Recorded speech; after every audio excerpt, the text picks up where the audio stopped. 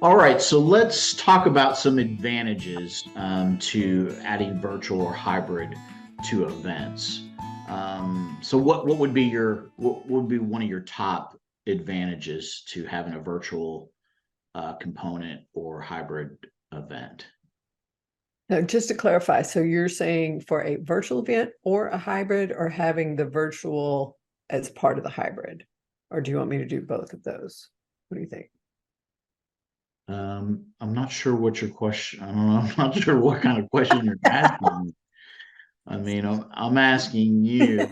Um, Okay, I'm let's just, asking you a question. Why don't you answer my question that I'm asking you instead of you answering my question with a question all that I right. don't even understand? Like, I feel like you need to draw me a schematic for this question that you're asking me.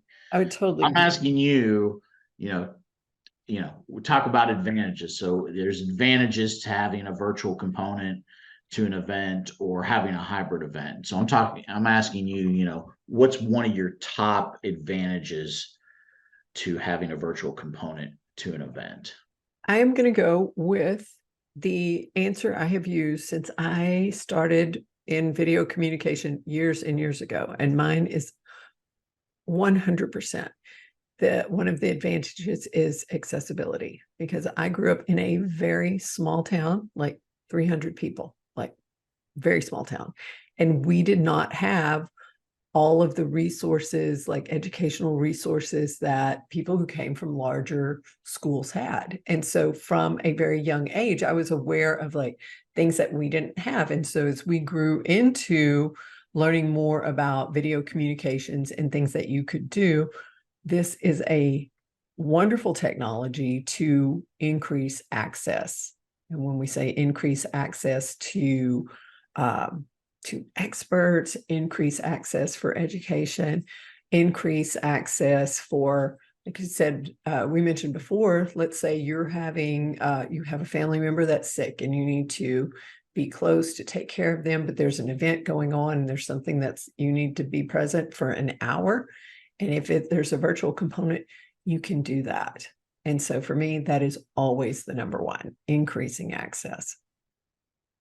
Yeah, and I like within that too, like your example of like I might not be available for the whole event, but I can attend for part of the event, right? And in a lot of the virtual events we do, there's usually a recording of at least part of the sessions, and so it's like if I can't see everything live, I can at least attend virtually for some of it. I'm going to go with my favorite one advantage is the lower cost, lower risk of a virtual event. And I know that people might want to argue with me on this a little bit because I guess if you've never done a virtual event, you might be like, oh, there's a lot of risk involved. But I've done both. Okay. So I've planned in person, 100% in person conferences and events, multi day. And then I've also planned multi day virtual. Oh, then I've also planned multiple day virtual conferences. So when I did the in person conference, I mean, you had to find a hotel, you had to sign a contract, you had to guarantee a certain amount of rooms. There was a lot of money on the line. I mean, to me, there was a lot of risk involved, even though the organization that I was a part of at the time, it's like you kind of knew we should be able to, but again, it was all should. We should be able to get this many people there. We should be able to do this. And, there's not a lot of scalability there either because it's like, you're always kind of looking at a sweet spot, right? It's like we need to have at least this many people, but we can't have more than this many people.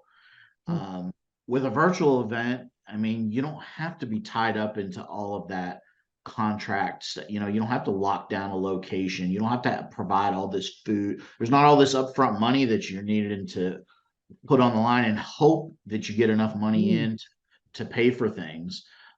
If the event blows up for some reason, like everybody's like, man, I want to attend this event. It's so much easier to scale it, right? It's like, oh, we have 5,000 more people than we thought would come to our event. No big deal. We just, scale everything to be able to do that. You can't do that with a physical location. Like we can only handle so many people in this particular location at a time. So to me, the lower risk and cost of a virtual event is a huge advantage. That's, I can completely see that because, and as we all experienced a few years ago, I can't believe it's been 3 now, people caught with that contract and you're like, no, you're not going to be able to come. Yeah, that's a great point about the scalability of it. Now, one thing is you were talking, I was thinking about the difference of that. You made me start thinking about being in those large ballrooms, for a like on-site, if we were talking a conference situation. And you have the screen that's going to be on the stage, especially if it's a larger one. So there are people who, sometimes you long for that. Being in person's going to be better. I mean, I talk to people, they're like, no, in person is 100% better all the time. Well, I don't agree with like 100% kind of thinking, because there's always context and nuance. And for me, I started thinking about this, of just the visuals, to be able to see the speaker, to be able to see what's going on. Sometimes if you are in a large ballroom, not every seat's great. Sometimes the acoustics are really bad. So if you're hard of hearing or you have some other type of accommodation that needs to be made, there's a lot more that's going to go into it. And now what we're seeing with the virtual tools, now that we've got closed captioning built in, some of them are building in translation even. You basically, I think we were chatting the other day, and I love that phrase you said, we're like, every seat's a front seat, front row, where you can see the content perfectly, you can see the speaker.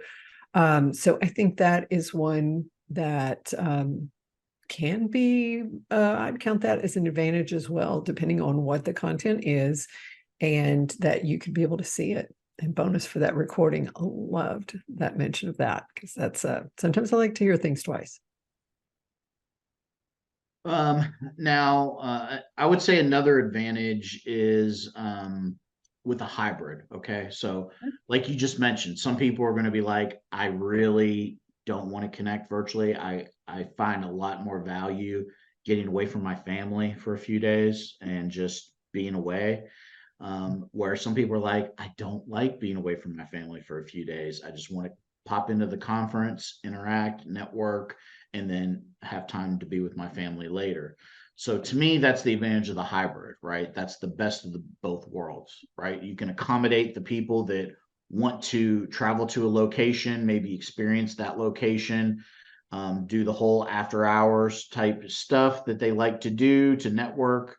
And then you can also accommodate the people that like, I can only pop in from like, you know, 10 a.m. to 2 p.m. That's my window during the day that I can do this. Otherwise, I can't participate. So to me, that's the advantage of that. You can accommodate both types of people. To your point about, I think that relates to that inclusivity, accessibility thing, right? Like you're meeting people where they're at, you're honoring people's wishes, not being like, okay, well, it's going to be virtual. I don't care if you like to be on site or not, or it's like, too bad if you can't be here, you can't participate. You can accommodate both groups. Yeah, and we've been talking about the advantages, but the challenges. I think we should have an honest conversation about that, because it's not all simple and easy to do.